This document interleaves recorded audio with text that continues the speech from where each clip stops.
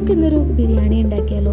ബിരിയാണി എന്നൊന്നും പറയാൻ പറ്റില്ല കേട്ടോ, ബിക്കോസ് നമ്മൾ ബിരിയാണിയിൽ ചേർക്കേണ്ട ഒരു സാധനവും ചേർക്കുന്നില്ല. ഉഡായിപ്പ് ബിരിയാണി ആകെ ചേർക്കുന്നത് ഇതേ ഈ കട്ട് ചെയ്യുന്ന റെഡ് ക്യാപ്സിക്കം, പിന്നെ ഒരു onion, 2 garlic and 3 Kashmiri chilli. ഇതെല്ലാം കൂടി ഇട്ട് ഒന്ന് എണ്ണയിലിട്ട് സോട്ട് ചെയ്തെടുക്കാം.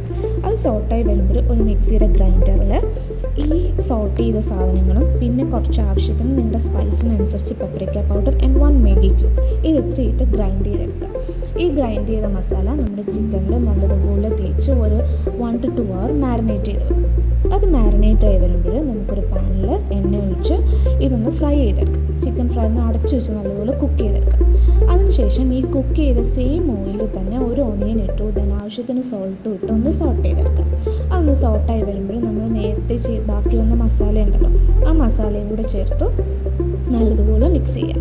ദെൻ നമുക്ക് റൈസ് ആഡ് ചെയ്യാം. ഞാൻ ജീരകശാല റൈസാണ് എടുത്തത്. ജീരകശാല റൈസ് 1 കപ്പാണ് എടുത്തത്. അപ്പോൾ 1 കപ്പിന് 2 കപ്പ് വെള്ളം എടുത്തു.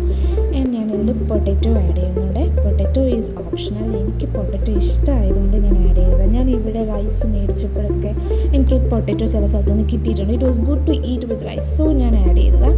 ആൻഡ് കുറച്ചൊന്ന് കുക്കായി വരുമ്പോൾ നമുക്ക് നേരത്തെ ഫ്രൈ ചെയ്ത് വെച്ച് ചിക്കനും കൂടെ വെച്ച് അതിൻ്റെ ആ ഒരു ടേസ്റ്റ് അതിൽ ഇറങ്ങാൻ വേണ്ടിയിട്ടാണ് കേട്ടോ. അതും കൂടെ വെച്ചൊന്ന് കുക്ക് ചെയ്തെടുക്കുക. ആൻഡ് യെസ്, അവർ ഉഡായിപ്പ് ബിരിയാണി ഈസ് റെഡി. പെട്ടെന്ന് ഈസി ആയിട്ട് നമുക്ക് ഉണ്ടാക്കിയെടുക്കാൻ പറ്റുന്നൊരു സാധനമാണ് കേട്ടോ ഇത്. ഇനി നമുക്ക് കഴിക്കാം. ചിക്കനും ഈ റൈസും പിന്നെ ഒരു സാലഡും കൂടെ ഉണ്ടാക്കിയാൽ കിടിലവാ. വേണമെങ്കിൽ ഒരു പപ്പടവും കൂടി ആവാം.